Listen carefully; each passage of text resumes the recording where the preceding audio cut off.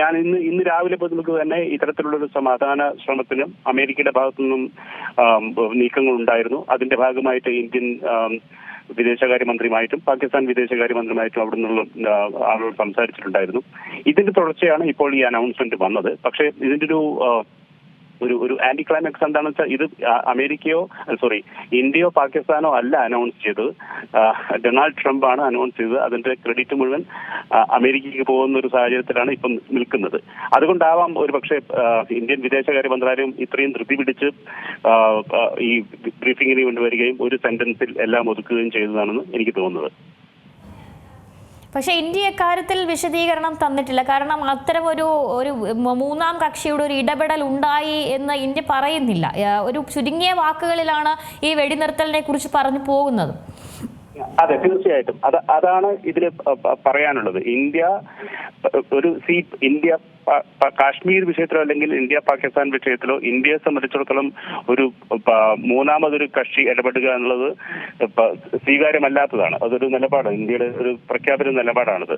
പക്ഷെ ഇന്നത്തെ സാഹചര്യത്തിൽ അമേരിക്കയുടെ സ്റ്റേറ്റ് സെക്രട്ടറി മാർക്ക് റൂബിയോ ഇവരുമായി സംസാരിച്ചിട്ടുണ്ടായിരുന്നു. അതിന്റെ അടിസ്ഥാനത്തിലാണ് ഈ ഡെവലപ്മെന്റ് ഉണ്ടായത്. അപ്പം തീർച്ചയായിട്ടും ഇന്ത്യയുടെ ഭാഗത്ത് നിന്ന് ഇന്ത്യക്ക് അറിയാം. അതുകൊണ്ട് തന്നെയാണ് ഈ സീസ് ഫയർ രണ്ടുപേരും തമ്മിൽ DGMO ഇന്ത്യൻ ഡിഫൻസിന്റെ ഹെഡും പാകിസ്ഥാൻ ഡിഫൻസിന്റെ ഹെഡും നമ്മൾ സംസാരിച്ചിട്ടുണ്ട്. അത് പ്രകാരം ഇന്ന് 5 മണി മുതൽക്ക് സീസ് ഫയർ വന്നു എന്നുള്ളതാണ് നമുക്ക് കിട്ടിയ അറിവ്. അതായത് ഇറ്റ്സ് ഓൾറെഡി സ്റ്റാർട്ടഡ് നൗ. ഇനി അതിന്റെ റിവ്യൂ എന്നത് അടുത്ത തിങ്കളാഴ്ച നടക്കും ഉച്ചയ്ക്ക്.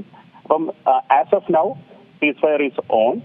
അതുകൊണ്ട് ഇരു രാജ്യങ്ങൾക്കുമിടയിൽ ഇന്ന് രാത്രി ഇന്നലെ കണ്ട പോലുള്ള ഡ്രോൺ ആക്രമണങ്ങളോ അല്ലെങ്കിൽ മറ്റു സംഘർഷങ്ങളോ ഉണ്ടാവില്ല എന്നാണ് നമ്മളുടെ പ്രതീക്ഷ. DGMO തലത്തിലുള്ള ചർച്ചകളാണ് നടന്നത്. ഒരുപാട് തന്ത്രപ്രധാനമായ തീരുമാനങ്ങളും ഉണ്ടായിരിക്കണം. അതുകൊണ്ടായിരിക്കാം ചുരുങ്ങിയ വാക്കുകളിൽ മാധ്യമപ്രവർത്തകരുടെ ചോദ്യങ്ങൾക്ക് പോലും മറുപടി നൽകാതെ അദ്ദേഹം വാർത്താ സമ്മേളനം അവസാനിപ്പിച്ചത്. പക്ഷെ ഒരുപാട് സംശയങ്ങൾ നമുക്കുണ്ടാകുമല്ലോ. കാരണം ഭീകരപ്രവർത്തനം നടത്തിയതാണിതൊക്കെ. അതിൽ പാകിസ്ഥാൻ സർക്കാർ കൂട്ടുണ്ടായിരുന്നു എന്ന് പിന്നീട് അവർ പരസ്യമാക്കുകയും അവരെ പിന്തുണയ്ക്കുകയും ഒക്കെ ചെയ്തൊരു സാഹചര്യമുണ്ട്. പക്ഷേ ഈ ഭീകരപ്രവർത്തനം അവർ അവസാനിപ്പിക്കുമോ?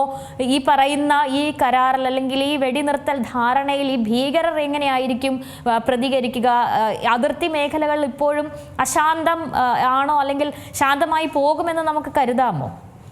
ഇത് വളരെ പ്രധാനപ്പെട്ട ഒരു ചോദ്യമാണിത്. കാരണം ഇതിന്റെ ഒരു പ്രധാന പോയിന്റ് എന്നത് ഇന്ത്യ ഇന്ന് ഉച്ചയ്ക്ക് ശേഷം മുതൽക്ക് തന്നെ നമ്മളെ സോഴ്സസ് നിന്ന് അറിയാൻ കഴിഞ്ഞത്, പാകിസ്ഥാനിൽ നിന്നും അതിർത്തി കടന്നു വരുന്ന ഏതൊരു ഭീകര പ്രവർത്തനത്തെയും നമ്മൾ ഒരു യുദ്ധമായി കാണുകയും അതിനനുസരിച്ച് നമ്മളുടെ ഭാഗത്തു നിന്ന് റിയാക്ഷൻ ഉണ്ടാവുകയും ചെയ്യുമെന്നുള്ളൊരു എന്നാണ് ഇന്ത്യയുടെ അതൊരു നിലപാട് മാറ്റമാണ്. കാരണം നമ്മൾ ഈ കഴിഞ്ഞ കാലത്തെല്ലാം ഈ മിലിറ്റൻസ് അല്ലെങ്കിൽ ടെററിസ്റ്റുകൾ പാകിസ്ഥാനിൽ നിന്നും വന്ന് ഇന്ത്യയിൽ എന്തും ചെയ്ത് തിരിച്ചു പോകുന്ന ഒരു സമ്പ്രദായം നിലനിൽക്കുന്നുണ്ടായിരുന്നു.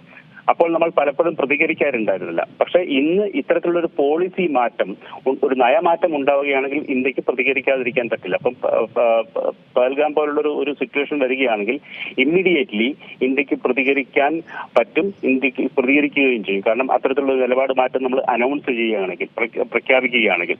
പക്ഷെ അതിനെക്കുറിച്ചൊന്നും ഇപ്പോൾ നമ്മൾ സംസാരിച്ച് കേട്ടിട്ടില്ല. അതൊരു പക്ഷേ ഒരു ബാക്ക്ഗ്രൗണ്ട് ചർച്ചയായിട്ടും വരുന്നതായിരിക്കാനാണ് സാധ്യത. പക്ഷെ ഈ വിശദീകരണങ്ങൾ ഉണ്ടാവുമെന്നുള്ളതായിരുന്നു ഒരു പ്രതീക്ഷ ഉണ്ടായിരുന്നത് ഈ പത്രസമ്മേളനത്തിൽ. പക്ഷെ അതുണ്ടായില്ല.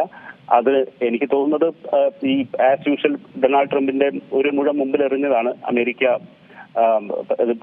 കഴിഞ്ഞ 3-4 ദിവസങ്ങളായിട്ട് അദ്ദേഹം പറയുന്നുണ്ട്, ഞാൻ മീഡിയേഷന് തയ്യാറാണെന്നുള്ളത്.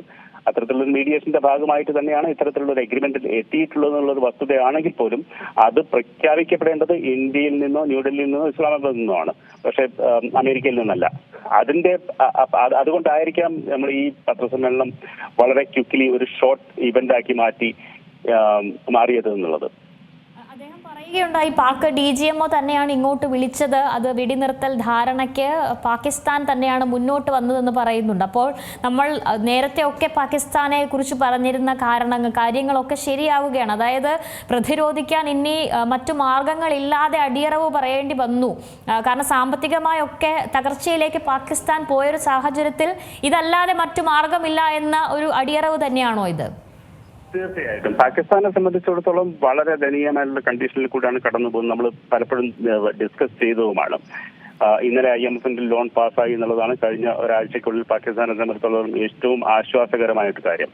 പിന്നെ പാകിസ്ഥാൻ ഇന്നലെ ഡ്രോൺ ആക്രമണമൊക്കെ നടത്തിയിട്ടുണ്ടെങ്കിൽ അതിലെല്ലാം നമ്മൾ വളരെ സക്സസ്ഫുള്ളി ഡിഫ്യൂസ് ചെയ്തിട്ടുണ്ട്. ഇന്ത്യയുടെ ഭാഗത്തുനിന്നും കനത്ത പ്രഹരമാണ് പാകിസ്ഥാൻ ലഭിച്ചത്. അതായത് എനിക്ക് തോന്നുന്നില്ല 1971 യുദ്ധത്തിന് ശേഷം ഇന്ത്യയും ഇത്രയും ശക്തമായി പ്രതികരിച്ച ഒരു സന്ദർഭം ഇന്ത്യയുടെ ഭാഗത്തുനിന്ന് ഉണ്ടായിട്ടില്ല. അതായത് റാവൽപിണ്ടിയിൽ പാകിസ്ഥാന്റെ ആർമി ഹെഡ്ക്വാർട്ടേഴ്സിൽ പോയി ആക്രമിക്കുക എന്നുള്ളത് നമുക്ക് ഒരു അല്പകാലം മുതൽ പോലും ചിന്തിക്കാൻ പോലും പറ്റാത്തൊരു സംഗതിയാണ്. അത്തരത്തിലുള്ളൊരു പ്രതികരണം ഇന്ത്യയുടെ ഭാഗത്തു നിന്ന് ഉണ്ടായതോടെ പാകിസ്ഥാനെ സംബന്ധിച്ചിടത്തോളം പിടിച്ചു നിൽക്കാൻ പറ്റാത്തൊരു സാഹചര്യം ആണ് അവിടെ ഉണ്ടായത്.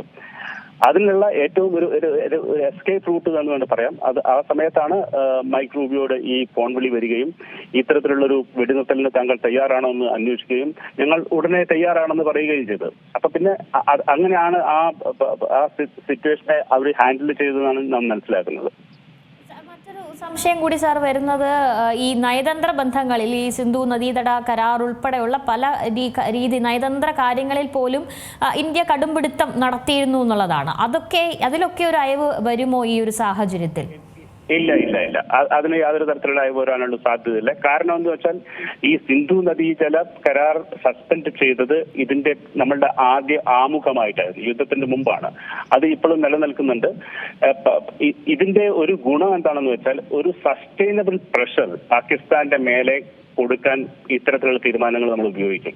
ഇപ്പം ഈ ഇന്ത്യയുടെ ഭാഗത്തു നിന്നും ഇത്തരത്തിലുള്ള ഒരു നയമാറ്റം ഉണ്ടാവുകയാണെങ്കിൽ, അതായത് പാകിസ്ഥാനിൽ നിന്നും വരുന്ന ഏതൊരു ഭീകരവാദ പ്രവർത്തനത്തെയും നമ്മൾ ഒരു യുദ്ധമായി കണക്കിലെടുക്കുന്ന നിലപാട് മാറ്റം വരികയാണെങ്കിൽ അത് പാകിസ്ഥാനെ സംബന്ധിച്ചിടത്തോളം വലിയ രീതിയിലുള്ള ഒരു കണ്ടിന്യൂസ് ആയിട്ടുള്ള പ്രഷറായി മാറും. അത്തരത്തിലുള്ള ഒരു സസ്റ്റൈനബിൾ പ്രഷർ ഇന്ത്യയുടെ ഭാഗത്തു നിന്നും ഒരു 360 ഡിഗ്രി പ്രഷർ ഇന്ത്യയുടെ ഭാഗത്തു നിന്നും വരും വർഷങ്ങളിൽ പാകിസ്ഥാന് മേലെ ഉണ്ടാവുകയാണെങ്കിൽ അത് ഇന്ത്യക്ക് വളരെ ഗുണം ചെയ്യും. അത് മാത്രമാണ് ഈ പാകിസ്ഥാനിൽ നിന്നുള്ള ഭീകരവാദത്തെ നിർവീര്യമാക്കാൻ നമുക്ക് സാധിക്കുകയും ചെയ്യുക. നിലവിലിപ്പോൾ IMFന്റെ കുറച്ച് സഹായം പാകിസ്ഥാന് ലഭിക്കുകയുണ്ടായി. ഇന്ത്യയുടെ എതിർപ്പുകളെയൊക്കെ അവഗണിച്ചുകൊണ്ട് അത്തരത്തിലൊരു സഹായം പാകിസ്ഥാന് ലഭിച്ചു. പക്ഷെ അതിന് പിന്നാലെ നമ്മൾ യുദ്ധം കടുക്കും എന്ന് കരുതിയിരുന്ന സമയത്താണ് ഇപ്പോൾ വെടിനിർത്തൽ നിലവിൽ വരുന്നത്. പക്ഷേ ഇത് എന്തെങ്കിലും ഒരു ലംഘനം നടത്തുകയോ അല്ലെങ്കിൽ വീണ്ടും ഒരു കോപ്പ് കൂട്ടാൻ പാകിസ്ഥാൻ ഒരുങ്ങുകയോ ചെയ്യുമോ ഈ പണം ഉപയോഗിച്ച്?